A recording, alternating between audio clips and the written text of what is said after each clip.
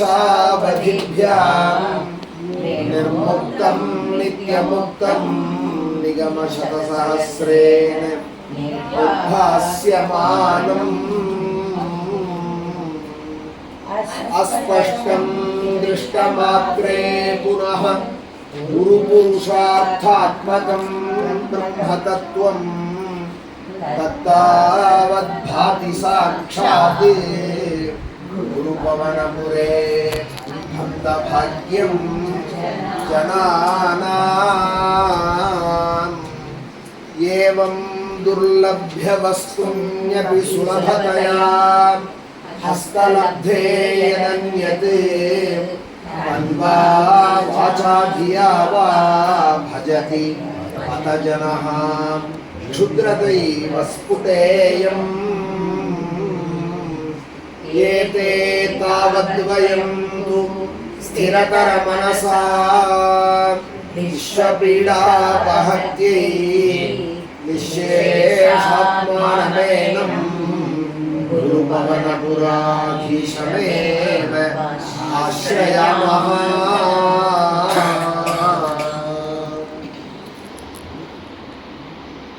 कलियुग वरदनाय वेक्कु समुद्र करेल कल्याण रूपाय कलौ जनानाम அப்படினு நாராயண சரஸ்ங்கரையிலே பகவான் குருவாயூரப்பன் பிரகாசிக்கிறார். சேவிக்கிற பக்தாளுக்கெல்லாம் எல்லா பாக்கியத்தையும் அவர் கொடுத்துருக்கார். அந்த க்ஷேத்திரத்திலே பல பக்தர்கள் அந்த குருவாயூரப்பனை ஆசிரியிச்சிருந்தார். பூந்தானம் கூரம்மே வில்லுமங்கலம் சுவாமிகள், இன்னும் பல பக்தர்கள், ஸ்திரீக்கள்லையும் உண்டு புருஷாலையும் உண்டு, பல பக்தர்கள் ஆசிரியிச்சிருந்தார். அந்த குருவாயூர்லேருந்து கூப்பிடு தூரத்தில் மேல்பத்தூர் அப்படின்னு ஒரு கிராமம். அங்கே நாராயண பட்டத்திரி, நாராயண நம்பூதிரி தான் கோவிலெல்லாம் தீபங்கள்லாம் போட்டு கொடுக்கேன்னு ஒருத்தர் இருப்பா. சுவாமியை தொட முடியாதவாளாலே சுவாமிக்கு போய் ஒரு புஷ்பம் கொடுத்தா சாத்த முடியாது. ஆனால் தீபங்கள்லாம் போட்டு கொடுத்து, நைவேத்தியங்கள்லாம் எடுத்து கொடுத்து, தீர்த்தங்கள்லாம் கைங்கரியங்கள்லாம் பண்ணி கர்ப்பகிரக பரியந்தம் அவள் போவா. இன்றைக்கும் ஸ்ரீரங்கம் மாதிரி க்ஷேத்திரங்களில் அது மாதிரி சுற்றி கைங்கரியம் பண்ணுறவாள் பண்டாரிம்பா. சுவாமியை நேர தொடுறவாளுக்கு பட்டர்னு பேர். சுவாமியை நேர தொட்டாலானால் வைஷ்ணவ சம்பிரதாயத்தில் அவர்களை பட்டரும்பா. இது மாதிரி தீபங்கள்லாம் போட்டு கொடுத்து கைங்கரியம் பண்ணுறவர்களை பண்டாரிம்பா. அதுபோல் ஆலயத்தில் தீபங்கள்லாம் கைங்கரியம் பண்ணுற ஒரு சமூகம், அவர்களுக்கு தான் பட்டத்திரின்னு பேர். யார் வாங்கிப்பா ரோகத்தை? பைசா தரேன் என்னோட ரோகத்தை வாங்கிப்போன்னு சொன்னால் யார் வாங்கிப்பா? அச்சுசப்பிஷாரோடி படுற கஷ்டத்தை பார்த்துட்டு நாராயண நம்பூதிரி சொன்னார், இது என்னால் வந்த கஷ்டம் தான், உங்களுக்கு செய்யக்கூடாததை நான் உங்களை செய்ய வச்சுட்டேன், அதனால குடும்பம்னு நிர்பந்தமாக அந்த மதுவில் அவரை வந்து தேனில் அந்த வியாதியை வரணம் பண்ண சொல்லி ஆவாகனம் பண்ண சொல்லி தான் வாங்கி சாப்பிட்டார். குருவுக்கு ஒரு குரு பக்தியினால் அவருக்கு ஒரு வியாதி வந்துடுதேன்னு அந்த ரீதியில் அவர் வாங்கி சாப்பிட்டதும் குருவுக்கு வியாதி நிவர்த்தி ஆகிட்டு இவருக்கு வந்துடுது வாத ரோகம். இவருக்கு வாத ரோகம் வந்துடுது. இப்படி ஒரு கதையும் சொல்லுவாள் நம்பூதிரியோட சரித்திரத்தில். வேற ஒரு விதமாகவும் கதை உண்டு. கேரளங்களில் சம்பந்தம் வச்சுக்கிறதுன்னு சொல்லுவாள். வெளியில் போய் அந்நிய ஸ்திரீகளோட கூட பழக்கம் வச்சுக்கிறது, நாயர்களோட வேற ஏதாவது ஒரு வகுப்பில் பிராமணால் அல்லாதவாளோட, அது மாதிரி ஒரு ஸ்திரீயோட இவருக்கு சம்பந்தம் இருந்ததாகவும், அந்த நான் பல குழந்தையை பிறந்து விட்டதாகவும், அவள் ஒரு வயசு போல உள்ளவள், அவளோட சம்பந்தம் வச்சுட்டு குழந்தை இல்லாமல் பெற்று தாம்பூலங்கள்லாம் போட்டுட்டு ஒரு போகத்தில் இருந்துருக்கா. அவருக்கு ஒன்றும் அப்படி நியமங்கள்லாம் போயிடுத்து, அனுஷ்டானங்கள்லாம். ஒரு நாளைக்கு அவருக்கு பிறந்த குழந்தைக்கு வித்யாரம்பம் நடக்கிறது. ஒரு நம்பூதிரியை கூப்பிட்டு அந்த ஸ்திரீ என்ன பண்ணுறா, வித்யாரம்பம் அவருக்கு ஆரம்பித்து வைக்கும்போது சொல்ல நெல்லை பரத்தி அதில் கையை பிடிச்சி எழுதுவாள். குழந்தையை மடியில் வச்சிருந்து எழுதுவாள். என்ன எழுதுவாள்னா வித்யாரம்பத்தில் இப்போ தான் ஏஃபார் ஆப்பிள் போடுறா, ஆனா போடுறா. வித்யாரம்பம்னா என்னன்னா இதெல்லாம் கிடையாது. கை பிடிச்சின்னு ஏஃபார் ஆப்பிளோ ஆனாவோ கிடையாது. ஹரிஹி ஓம் நாராயணாய சித்தம் அப்படின்னு எழுதுவாள். ஹரிஹி ஓம் நாராயணாய சித்தம்னு இதுதான் வித்யாரம்பம். கையை பிடிச்சின்னு எழுதி வச்சார் அந்த பையனுக்கு.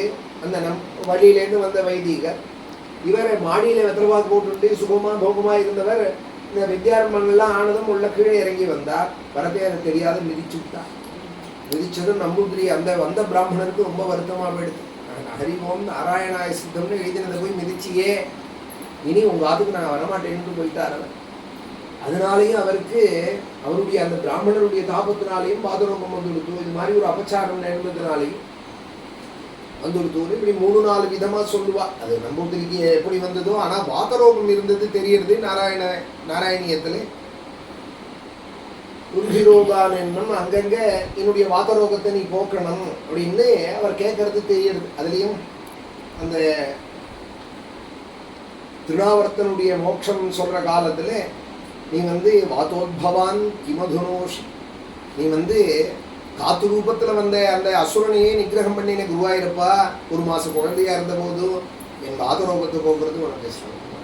நான் எங்க போவேன், யாரை கேட்பேன்? கிம்பாதரோமி கிம புனராலயேஷ நிசேஷ ரோகசமனம், இப்படி எல்லாம் பிரார்த்திக்கிறா. இந்த காத்து ரூபத்தில் வந்த அசுரனுடைய கதையை சொல்றது. அதுலேருந்து வாதரோகம்னு அவருக்கு தெரியறது.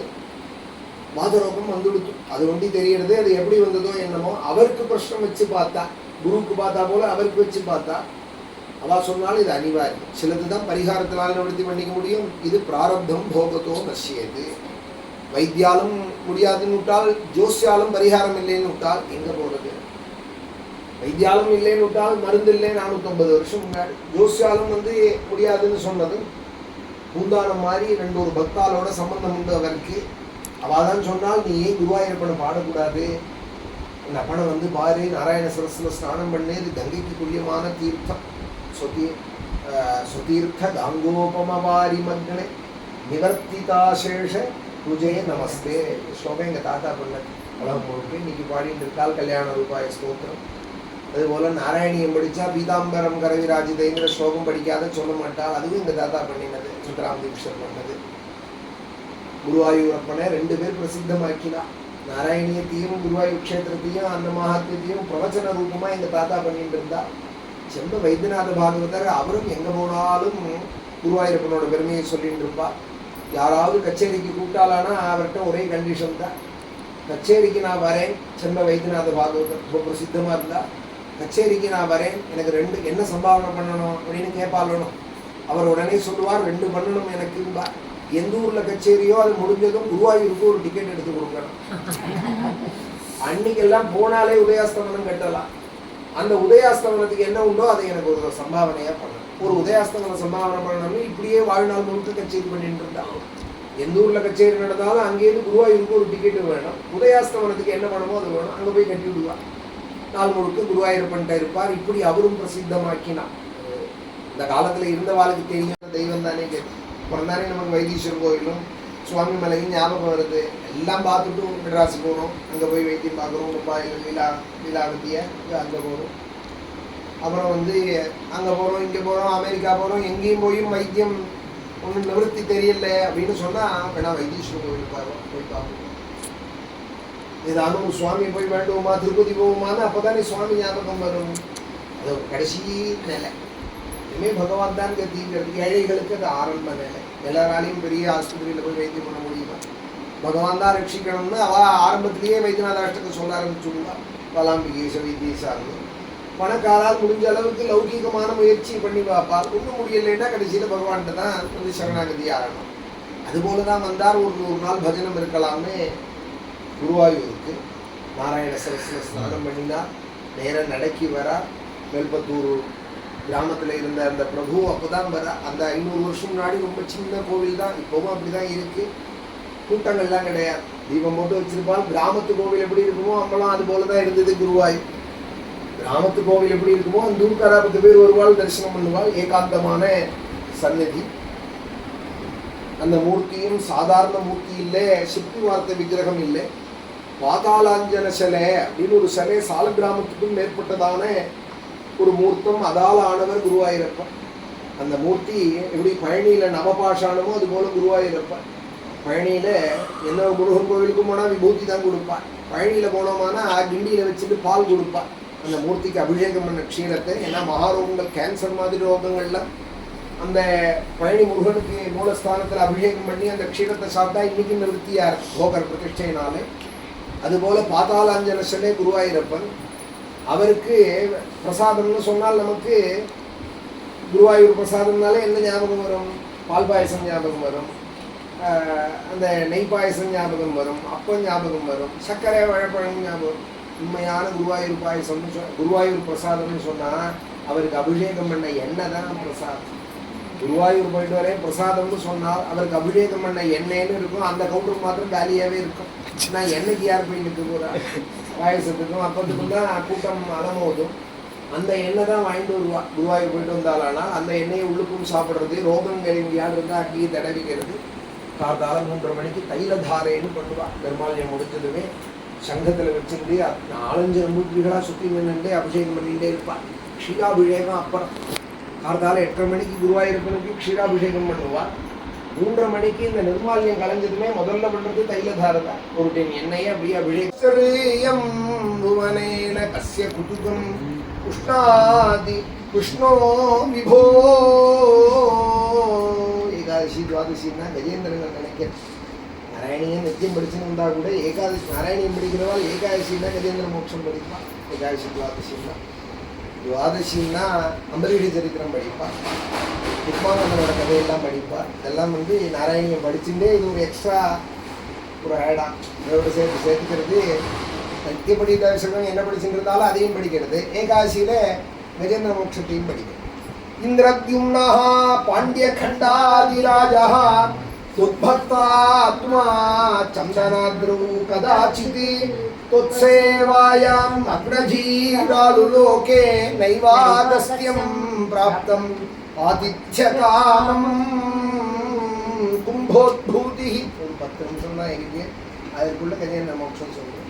கும்போத்பூதி சம்பிருத குரோதபாரஹ ஸ்தப்தாத்மா த்வம் ஹஸ்திபூயம் பஜேதி சத்வாதைனம் பிரத்யகாத்ஸோ விலேபே ஹஸ்தீந்திரம் தம் त्वत्स्मृति व्यक्तिधन्यं दुग्धाम्बोधे मध्यभाजि त्रिकूटे क्रीडच्छैले यूथपोयं वशाभिः सर्वाञ्जन्तूनत्यवर्तिष्ठशक्त्या त्वद्भक्तानां कुत्र नोत्कर्षलाभः.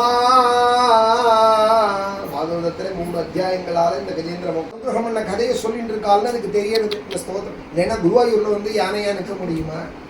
எந்த ஜென்மத்தில் என்ன யோக பிரஷ்ட ஜென்மாவோ குருவாயூரப்பனை தலையில் தூக்கிட்டு சீவேலி சுற்றி நிற்கிற யானை. சந்திரா முன்னாடி சொன்னேனே அது மார்க்கெட்டில் பிச்சைக்கு நிற்கிற யானை இல்லை. அது ஏதோ ஜென்மாந்தர ஜடபரதன் போல யோக பிரஷ்ட ஜென்மா யானையாக வந்திருக்கு. ஏகாதசி விரதம் இருந்தது குருவாயூரப்பனோட யானைன்னெல்லாம் சொல்லுவா. கேசவங்கிற யானை ஏகாதசின்னா சாப்பிடாதுன்னா சொல்லுவாள். எங்கேயோ கொண்டு டெல்லிக்கிட்ட கொண்டு விட்டால் வந்துட்டு குருவாயூருக்கு கொண்டு விட்டு இங்கேயே ஏகாதசி அன்னைக்கே குருவாயூரப்பன் காலடியிலேயே போச்சு. இன்றைக்கும் அதோட தந்தத்தை எடுத்து நிலையில் வச்சுருக்கால். உள்ளே போகிற இடத்துல உள்ளே போனால் பெரிய தந்தம் 2 இருக்கும் குருவாயூரப்பன் கோவிலில். மனசாலும் நினைக்கலாம். அதெல்லாம் ஒரு தேங்காய் ஒன்று கட்டி விட்டுருப்பாள். எல்லாம் ஒரு பக்தாளோட கதைகள் 100 கதை இது மாதிரி இருக்குது. இந்த பெரியவா நாராயணிய புஸ்தகத்தில் இந்த கதையெல்லாம் எழுதியிருக்கா. யாரார் எப்படி அந்த சமயத்தில் குருவாயூரப்பனோட அனுபவத்தை அடைஞ்சாலும் இந்த மாதிரி எங்கள் தாத்தா விஜேந்திரனை காப்பாற்ற ஓடி வந்தாலும் சொல்கிறது எல்லாமே கட்டிங்க. 1 மணி நேரம் ஆச்சா அந்த சமாதானப்படுத்த 1 மணி நேரம் ஆச்சா. அங்கேருந்து பார்த்தவாலே நேரம் சொன்னது எனக்கு. நான் ஏதோ கேள்வி பராபரியாக சொன்னேன். டாக்டர் சுதான்னு இது வந்தாலும் இருந்தால் அவள் அப்பா தான் நடத்தினா எனக்கு சத்தா. அவள் இப்போ இல்லை, அவள் என்ன வச்சு ஒரு சத்தாக நடத்தினால் குருவாயூர்லேயே எங்கள் அப்பா அவங்க தாத்தா வச்சு நடத்தினால் உங்களை வச்சு நான் நடத்தணும்னு ஆசைப்படுறேன்னு பழம் கெஸ்ட் ஹவுஸ்னு மேற்கு நடையில் இருக்குது. 3 முறை குருவாயூர் வந்ததே எனக்கு தெரியாது. பிராப்தம் ஆதித்ய காமம் அவர் செபிச்சுட்டா ஞானையா போகுது. அவன் தான் பார்க்கடலுடைய மத்தியிலே திரிகூட்டங்கிற மலையினுடைய அடிவாரத்தில் 10000 யானைகளுக்கு தலைவனாக இருந்தான். பூஜி சொல்றார், ராஜாவா இருந்தவனே மனுஷனா இருந்தவனே யானையா போன்னு சபிச்சார் குருவாயூரப்பா. ஆனா உன் பக்தாருடைய வைபவத்தை யாரும் குறைக்க முடியாது. அங்க மனுஷாளுக்கெல்லாம் ராஜாவா இருந்தா இங்க காட்டுக்கு ராஜாவா இருக்கான். 10000 யானைகள் இவன் போனா பின்னாடியே போடுது. துர்பக்தானாம் உன்னுடைய பக்தால் எங்க இருந்தா என்ன அவளோட பெருமை பெருமை. புத்திரனோத்கர்ஷலாபா. இந்த ஸ்ரீரங்கத்துல பெருமாள் வராருன்னா அவரோட பெரிய 2 யானை வரும் முன்னாடி. பெருமாளோட வர யானை பட்டு சாந்தனால ஆம்போத்திங்க பட்டு பட்டயங்கள்லாம் கட்டிங்க அந்த யானைக்குன்னு பழங்கள் கொடுக்குறதுக்கும் பாட்டில் ஹார்லிக்ஸை வச்சுட்டு பாட்டிலோடு கொடுப்பான் ஸ்ரீரங்கத்தில். அது அப்படியே குடிக்கும். அப்படியும் ஸ்ரீரங்கத்தில் 2 யானை சுற்றின்னு இருக்கு. சாயரட்ச மார்க்கெட் உண்டு தெற்கு போகிற வாசலில், தெற்கு சித்திர வீதியில். முடிகிற காலத்தில் வியாபாரம்லாம் பண்ணது போக இந்த கூறு காயெல்லாம் வச்சுட்டு இருப்பாலும் விற்காத காயெல்லாம் அதை வாங்கி திங்கிறதுக்கு ஒரு 3 யானை சுற்றின்னு இருக்கு. அந்த மிச்ச மீதியே அந்த காய்காரால்கிட்ட போய் அதை நிற்கும் பிச்சை கொடுன்னா அந்த விற்காத காயெல்லாம் அழுக போகிற காயெல்லாம் கொடுப்பா, அதை தின்னுட்டு போகும். ஒரே ஸ்ரீரங்கத்தில் ஒரு யானை தங்கப்பட்ட சாத்திட்டு ஹார்லிக்ஸை கொடுத்தா தட்டிட்டு போகும். சில பேர் கொடுத்தா வேண்டாம்னு போகும். சில பேர் கொடுத்தா தான் வாங்கி குடிக்கும். அவ்வளோ மிதமிச்சிருக்கு அந்த யானைக்கு. இப்போ குடிக்கணுமா வேண்டாமா அது முடிவு பண்ணணும். வேண்டாம்னு போயிட்டே இருக்கும். ஒரு யானை அழுக கரியா அதாக இருந்தால் கொடுக்கும் அப்படின்னு பிச்சை எடுக்கும். யானை எல்லாம் யானை தானே. ஒரு யானையே இப்படி மார்க்கெட்டில் பிச்சை எடுக்கிறது, ஒரு யானையே அப்படி இருக்குன்னாலும் அது எங்கள் ரங்கநாதன் அண்டி இருக்குது அதனால அப்படி இருக்குது. இது தெருவில் நிற்கிறது அதனால பிச்சை எடுக்கிறது. அப்படி சொன்னார் நாராயணியத்திலே நம்பூதிரி. ஆனால் எங்கள் தாத்தா இந்த ஸ்லோகம் சொல்கிறதெல்லாம் சொல்லுவார், இல்லை ஒரு குறை மாத்திரம் மிச்சம் இருக்கும். குருவாயூர் போனோமானா எல்லா குறையும் நிவர்த்தி ஆகிடும். ஆனால் ஒரு குறை ஒண்டி இருக்கும்பா. என்னன்னா குருவாயூர்லேருந்து திரும்பி கார்லையோ ட்ரெயின்லையோ ஏறினதுக்கு அப்புறம் திரும்பி எப்போ குருவாயூர் வருவோங்கிற கவலையோடு தான் வருவோம். திரும்பி நான் எப்போ குருவாயூர் வருவேன் எங்கள் அப்பனை பார்ப்பேன். பார்த்தாச்சு போருங்கிறது எத்தனை நாள் பார்த்தாலும் எத்தனை தடவை பார்த்தாலும் போகாது. அந்த ஒரு குறை மாத்திரம் இருக்கும், அது இல்லைன்னு சொல்லவே முடியாது அப்படின்பாரு எங்கள் தான். மாட்டுவாள் ராமர் சந்நிதி தான் இருந்தது அந்த ஆஸ்திக சமாஜத்தில். இப்போ குருவாயூரப்பனும் கொச்சு குருவாயூரும் வந்திருக்கு. அந்த குருவாயூரப்பன் இருந்த இடத்துல தான் மேடை போட்டு 20-30 வருஷம் எங்கள் தாத்தா ராமாயணம் பாகவதங்கள்லாம் சொல்லிட்டு இருந்தா. அந்த இடத்துல தான் நடந்து அப்பாக்கெல்லாம் பெரிய விசேஷம்னு ஆஸ்திக சமாஜத்தில் ஆரம்ப காலத்து ஃபவுண்டர்லேருந்து அவெல்லாம் கூட இருந்தவா. அவர் தான் இங்கே ஆக்ஷன் வந்திருக்காரு கிருஷ்ணன். அவள் அப்பாலாம் அண்ணாவால் என்னால கைங்கரியம் பண்ணிட்டு இருந்தவா. மதுராட்சராணி கோவிந்ததா பரிச்சயம் இல்லையோன்னு நமக்கு. பாலே சாப்பிட்டு இருக்கிற 6 மாத குழந்தைக்கு ஏதோ இட்லியை கொடுப்போம், கொஞ்சம் அன்னத்தை கொடுப்போம்னு சொன்னால் துப்பும் அம்மா மூஞ்சி. ஏன்னா அதுக்கு இன்னும் அன்னம் பரிச்சயமால பால் தான் பரிச்சயம். அதில் குழந்தைகள் இருக்கிறவாளை கேட்டாது.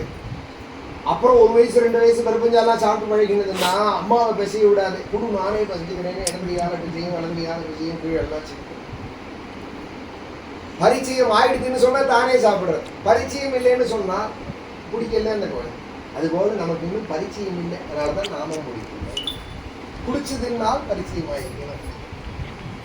ஆவர்ணயேதா மதுராட்சராணி கோவிந்த தாமோதர மாதவேதி.